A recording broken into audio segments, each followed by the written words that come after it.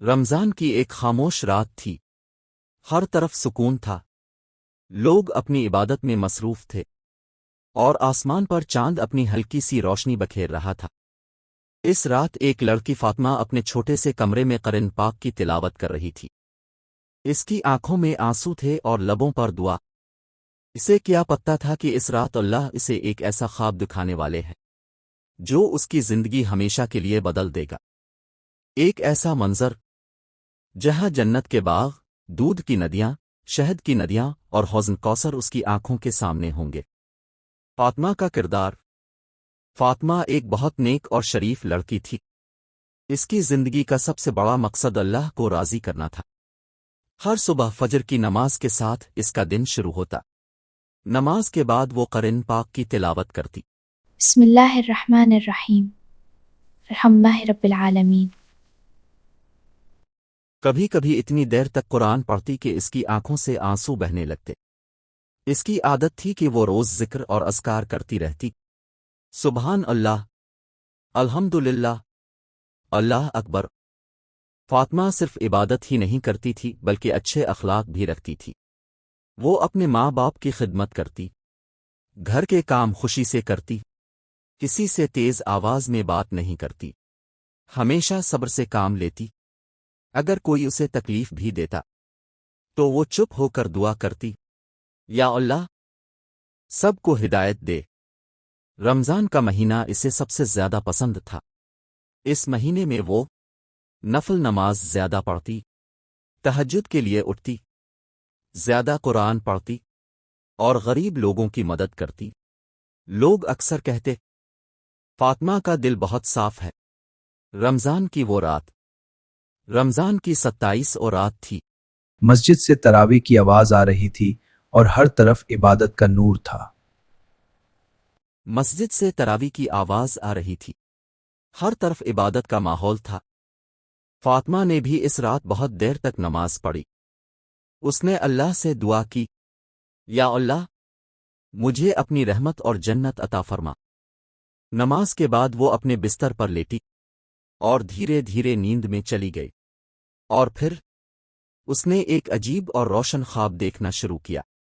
جنت کا پہلا منظر۔ فاطمہ نے دیکھا کہ وہ ایک بہت ہی خوبصورت جگہ پر کھڑی ہے۔ ہر طرف روشنی ہی روشنی تھی۔ ہوا میں ایک عجیب سا سکون تھا، جیسا اس نے کبھی محسوس نہیں کیا تھا۔ اس نے آس پاس دیکھا تو سبز باغ تھے، اتنے خوبصورت کہ دنیا کا کوئی باغ ان جیسا نہیں ہو سکتا۔ درختوں پر رنگ برنگے پھل لگے ہوئے تھے۔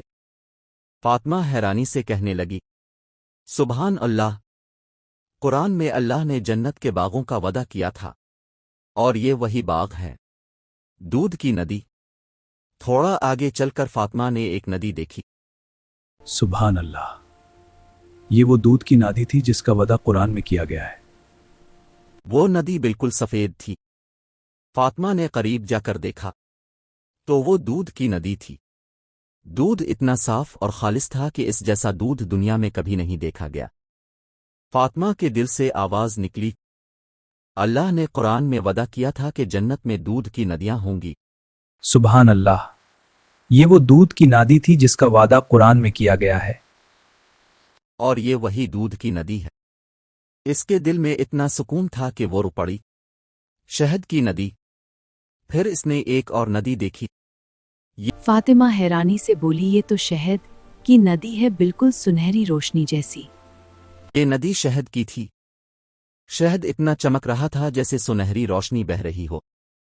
فاطمہ حیران ہو کر کہنے لگی، سبحان اللہ، قرآن میں لکھا ہے کہ جنت میں شہد کی ندیاں ہوں گی، اور آج میں اپنی آنکھوں سے دیکھ رہی ہوں۔ اس نے اپنے دل میں اللہ کا شکر ادا کیا۔ حوض کوثر۔ تھوڑا اور آگے چل کر فاطمہ نے ایک بہت بڑا حوض دیکھا۔ اس کا پانی شیشے سے بھی زیادہ صاف تھا۔ اس نے محسوس کیا یہ حوض کوثر ہے جہاں سے خوش نصیب لوگ پانی پئیں گے۔ آس پاس روشنی اور سکون کا ماحول تھا۔ فاطمہ نے دل میں محسوس کیا، یہ حوض کوثر ہے جس کا وعدہ اللہ نے اپنے نبی کو دیا تھا۔ اس حوض کے قریب جا کر فاطمہ کے دل میں ایک عجیب سا سکون اتر گیا۔ اس نے سوچا، کتنی خوش نصیب ہوں گی وہ روحیں جو یہاں سے پانی پئیں گی۔ جنت کے محل۔ پھر فاطمہ نے دور کچھ محل دیکھے۔ دور سونے اور موتیوں سے چمکتے محل نظر آ رہے تھے۔ وہ محل سونے اور موتیوں سے چمک رہے تھے۔ دیواریں اتنی خوبصورت تھیں کہ ان پر روشنی جھلک رہی تھی۔ یہ تو وہی محل ہے جس کا وعدہ اللہ نے کیا تھا نیک اور شکر گزر بندوں سے۔ فاطمہ حیرانی سے کہنے لگی، قرآن میں اللہ نے کہا ہے کہ جنت میں مومنوں کے لیے محل ہوں گے، اور یہ وہی محل ہیں۔ ہر طرف اتنی خوبصورتی تھی کہ اس کا دل اللہ کی تسبیح کرنے لگا۔ فرشتوں کی آواز۔ اس وقت فاطمہ نے ایک نرم سی آواز سنی، جیسے فرشتے تسبیح کر رہے ہوں۔ سبحان اللہ، سبحان اللہ۔ فاطمہ کا دل بھر آیا۔ اس نے سوچا، یہ وہی جنت ہے جس کا وعدہ اللہ نے نیک لوگوں سے کیا ہے۔ خواب کا آخری منظر۔ فاطمہ نے دیکھا کہ جنت کے باغوں میں لوگ بہت خوش ہیں۔ ان کے چہروں پر سکون ہے، نہ کوئی غم۔ وہاں لوگ بہت خوش تھے، نہ کوئی غم تھا، نہ کوئی درد۔ نہ کوئی درد، نہ کوئی تھکن۔ اس کے دل میں ایک ہی دعا تھی، یا اللہ، مجھے بھی ان لوگوں میں شامل کر لینا۔ پھر دھیرے دھیرے وہ منظر دھندلا ہونے لگا اور خواب ختم ہو گیا۔ اسی وقت اچانک سب منظر دھیرے دھیرے دھندلا ہونے لگا۔ نیند سے بیداری۔ فاطمہ کی آنکھ کھل گئی۔ صبح فاطمہ کی آنکھ کھلی اور اس نے دل سے کہا، یا اللہ مجھے بھی جنت نصیب فرما۔ کا وقت ہو چکا تھا۔ مسجد سے فجر کی اذان کی آواز آ رہی تھی۔ فاطمہ کی آنکھوں سے آنسو بہہ رہے تھے۔ اس نے دل سے کہا، یا اللہ، اگر یہ خواب تھا تو کتنا خوبصورت تھا۔ اس دن سے فاطمہ کی عبادت اور بھی زیادہ بڑھ گئی۔